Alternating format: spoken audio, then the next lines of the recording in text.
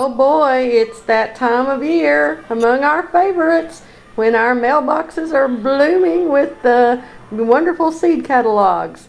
It's time to sit down and start planting my garden. So today I'm going to discuss how I'm planting my garden for this coming year. What I did last year, what worked, what didn't, what I plan to do this year. All right, here we go. Alrighty, here we go. Let me see if I can get my camera arranged right. There we go. All right. I'm Tina, and I'm not an expert gardener. What I am is somebody that after years of fiddling around and doing this and that and the other thing and doing a little bit, I decided to make a go at it and learn how to do things right. I've tried all kinds of things. I've tried the lasagna method. I've tried using landscape cloth for mulch. I tried using, and the weeds just grew right through that. I tried using cardboard layers, and all those people that use cardboard must live where the wind never blows. Out here the wind blows all the time, all year round, and so I put down my cardboard and I laid bricks all over it, to hold it down, and I thought I had it all stuck down real good.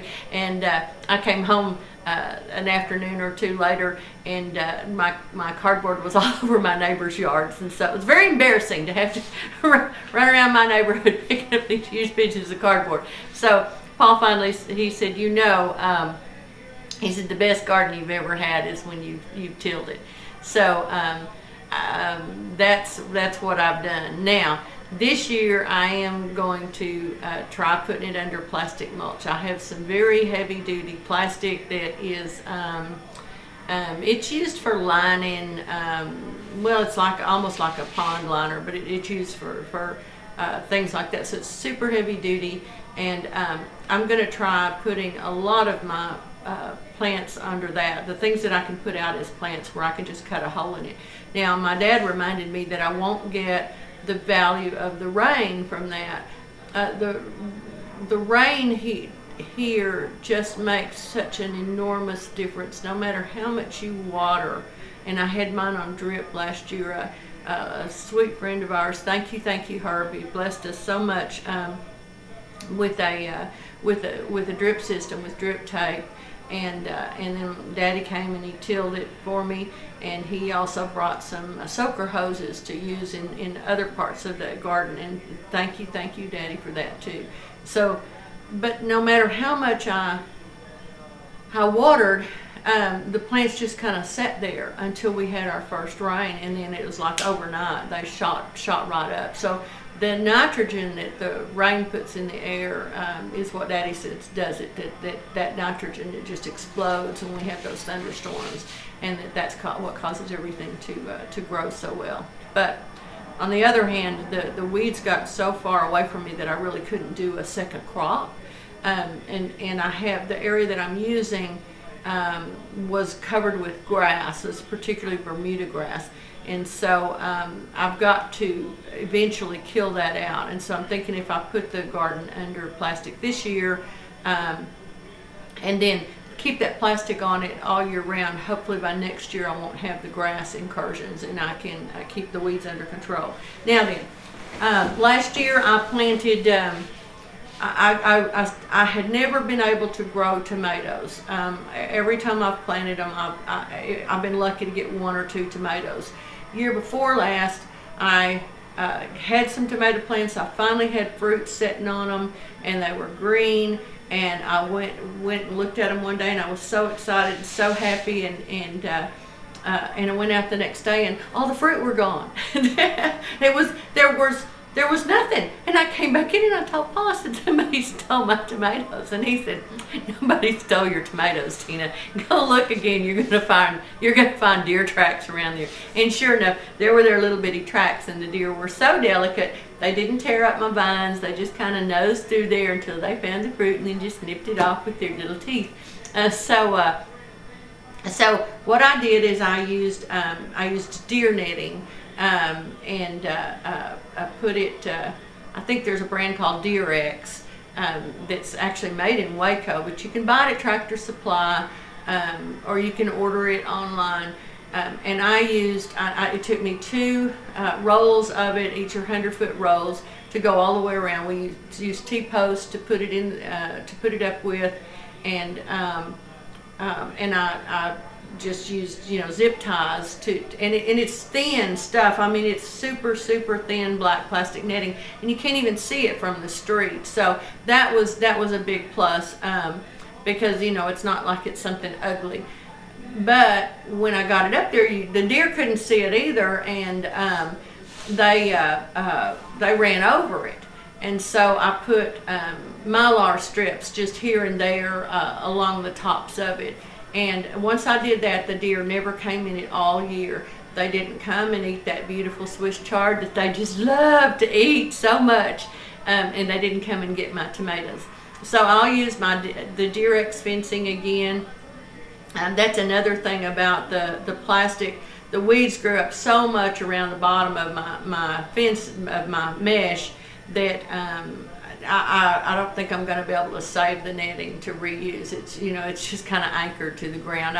I rolled up as much of it as I could, and I left it out there hoping that some of that stuff kind of rot over the winter. And but even so, it was I want to say it was like $15 a roll, so it wasn't a bad investment, and it's a whole lot cheaper and easier to use than permanent fencing would. Plus, permanent fencing won't work around against the deer unless it's unless it's 7 feet tall. And we live in town, and it's just a little lot next to my house, and so that's the thing I'll do again. Now, last year, like I said, I had never been able to grow tomatoes, so I got determined, and I said, by George, I'm going to learn how to do it.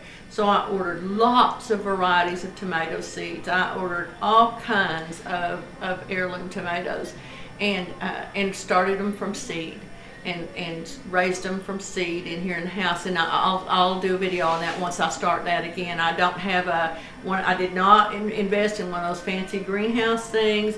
I'll show you how I did it with very simple, very cheap portable fluorescent fixtures. In fact, they're so cheap that if you go to ask for them at Home Depot, you're going to have to specify, no, that's not the one I want. I want the one that's $7,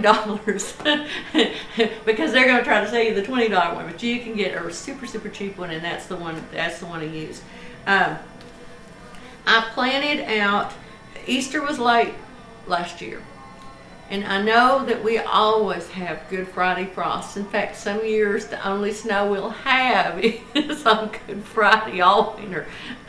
But Easter was so late, and I kept hearing from people that had already planted out.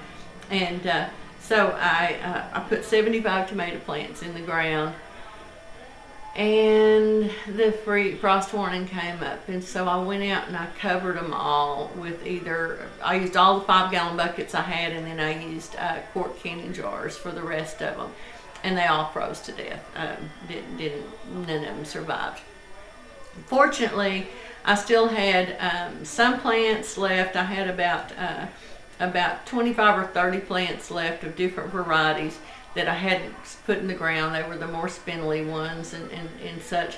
And so I had those, and then I went and bought a few at our local produce market, and so I put those out. Well, because that happened, when I put out the first ones, I had them all marked, and I had a whole map of what varieties were where. Well, when I did the second go round, I had lost sight of what things were. So when I put them out, I had no clue what I had planted. So it was kind of interesting, because I had to kind of identify things as they started fruiting. So I discovered which varieties did the best, and I saved seeds from those. And I'm going to try to grow those seeds out this year. I also have a lot of tomato seed left over, because I bought so much last year. So probably when I do my 100 subscriber giveaway, I'll celebration. I'll probably do some seeds, because I have a lot of seeds, and some of them are kind of interesting, not just for tomatoes but for some other vegetables too. So that might be a fun thing to do.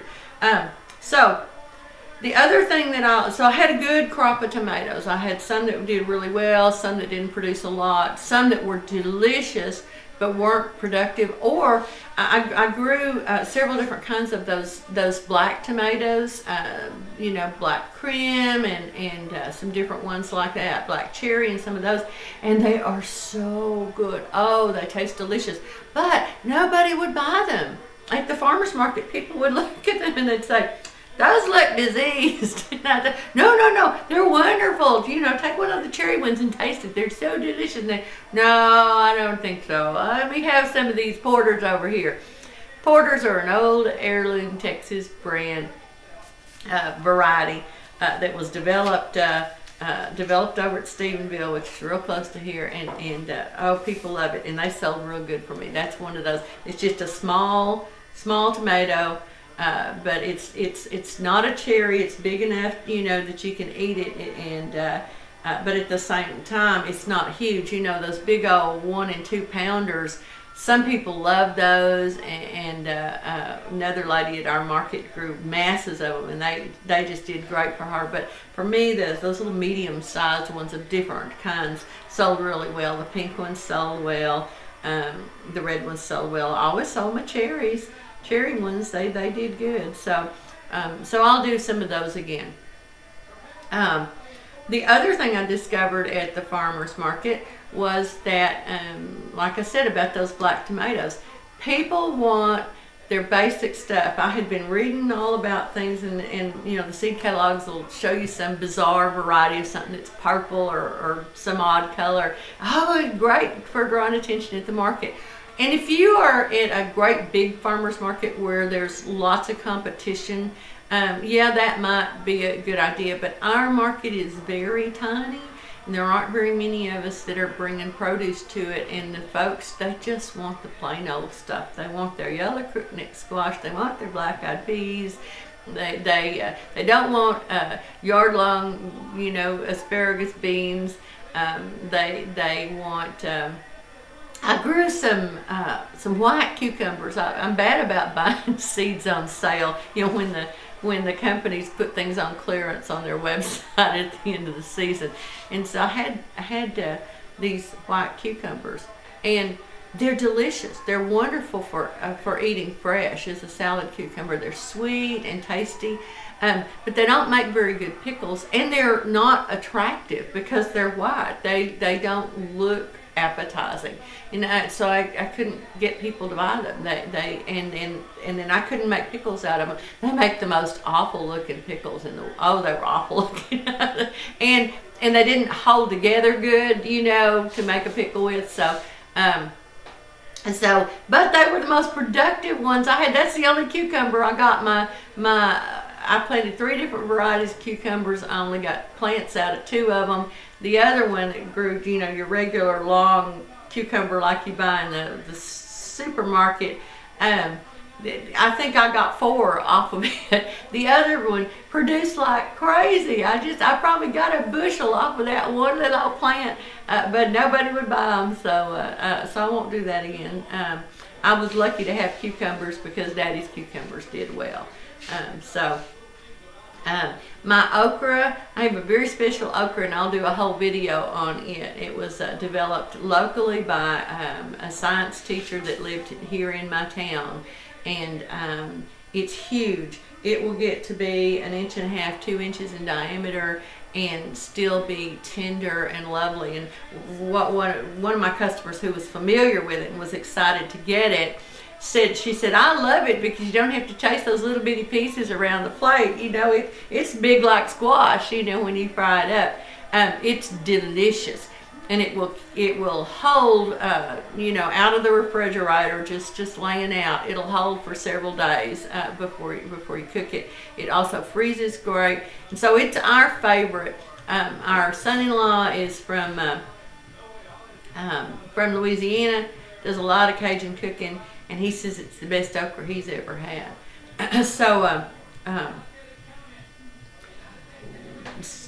So I grew a lot of it, but I couldn't sell it at the market either. People would look at that and I'd say, no, it's still tender. And I said, yeah. They did not believe me. And so, I was down to take it. And if you find out that it's tough, you can bring it back to me, and I'll give you your money, or you can come back and I'll give you your money back. But I couldn't sell that. They want their same old-fashioned okra. So I grew a lot of seeds out for this.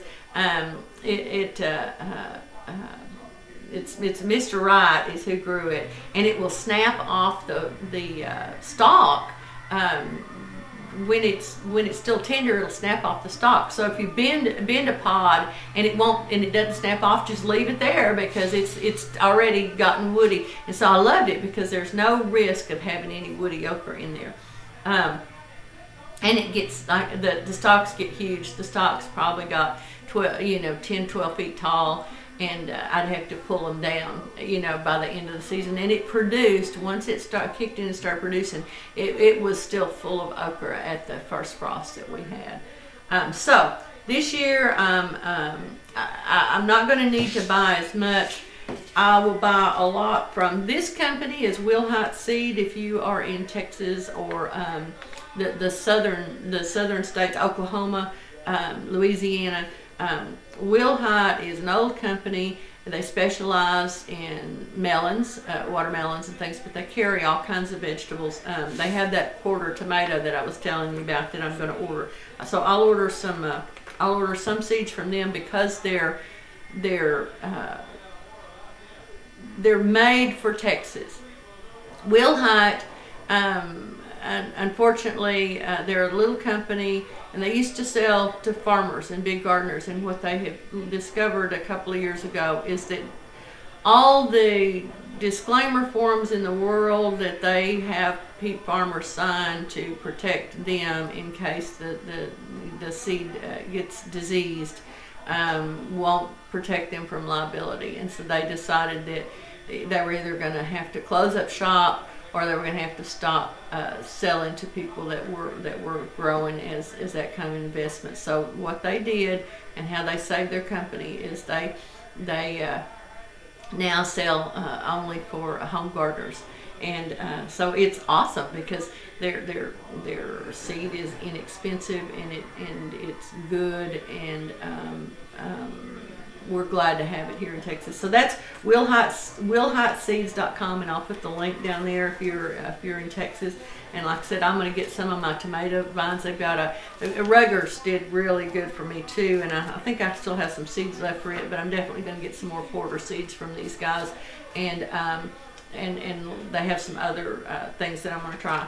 Now I'm not going to order directly from Dixondale, because our local produce market, Cullen's, also carries seeds, and a lot of my seeds this year I'm going to buy from them, because what Cullen gets in is the seed that's best for our part of the country, for our county.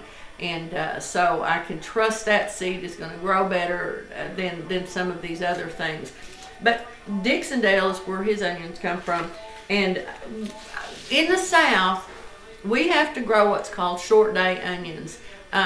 If you look in a catalog and it doesn't mention the daylight requirements of that onion, then you know that's a long day onion. And so you've almost got to be up into, I guess, as far north as probably Oklahoma City or above that, before you're going to have enough daylight hours to make those onions bulb, the long day onions. The closer you get to the equator, the shorter the actual sunlight that we have. It's kind of funny, you don't think of it being that way, but our days are actually shorter. So we grow short day onions. There's also a new thing called an intermediate day onion, which I haven't tried. They're expensive to buy as an individual. They're cheap the more you get. So like if you buy one bunch, that's about 50 to 75 plants. It's $11.35. But if you get 30 bunches, you can get that 30 bunches for $80, and that's free shipping. So that's down to what, $3 a bundle. And of course and like I said, Cullen's, his are usually $2 a bundle or less. And so, because he's buying so much from them. So if you are gonna, but Dixondale is good. And if you don't have a local source for short day onions, they sell long day onions. They sell onions. If you want storage onions and you're above actually it looks on their map, you've got to be actually all the way above Oklahoma. Oklahoma's short day too. So Kansas and above is where long day onions, and that's where your keeper onions come in. Our short day onions, they won't keep as well. There's intermediate day onions from probably we're at the southernmost point for those, and you grow them from about Dallas up to whatever that state is. It's north of Kansas. It's on the map. It's not labeled, but anyway, so they have varieties for all of the country, but they're a Texas-based company, and they've been around a long time, and they're at Carrizo Springs, so there's something to look at. And like I said, if you don't have the good local source, get together with some neighbors so you can get a better price. There's, we've all got our favorite seed catalogs. Totally Tomatoes has got 2 free packets if you order $5 or more. Of course, the rare seeds, Baker Creek is good. Baker Creek's good, especially to me, because the shipping is so low. So if I forgot to get something, or something was out of stock somewhere else and I need to order, I'm only paying a small amount of shipping. Shipping's $3.50 an order, no matter how much you're getting. So you can't beat that. I've ordered over the years from lots and lots and lots and lots of different companies, and some of them are great companies, but their seed is designed more for different parts of the country than ours, and so that's kind of what leads me back to certain different ones. But they're all good. Everybody's got their favorites, and I haven't started looking yet, so I don't know which ones I'll place the orders with this year, but anyway, that's where I am. I'd love to hear from you what your favorite catalogs are, and where you get your seeds. I'm going to be, like I said, I saved some of my own seed from my tomatoes. I've gotten very interested in what they call a land race seeds, where you just keep growing out your own seed, and it's not the same thing as developing a new variety, but what you do is you develop a more hardy strain that is best suited for your particular spot on the earth. So anyway, I'm looking forward to seeing what you guys are doing. I'll be back when I've made my final list, and I want to hear from you guys too. All right, thank you. Oh, and by the way, thanks to Gitche Gardener, the Gitche Urban Gardener. Gosh, Gitche, I've forgotten your name. Shoot. She mentioned the Rare Seeds catalog this morning. I was like, oh, cool. There she is. There she is. Yeah, the Gitche Urban Gardener, and I'll put a link to her down there. She was talking about this catalog, and how much she's enjoyed it, and she's way up there in Michigan, and so that's really something, when they can please us all. All right, thanks a bunch. You guys have a great day, and let's get into our wish books, our dream times, and enjoy planning our gardens for this coming year. All righty, bye.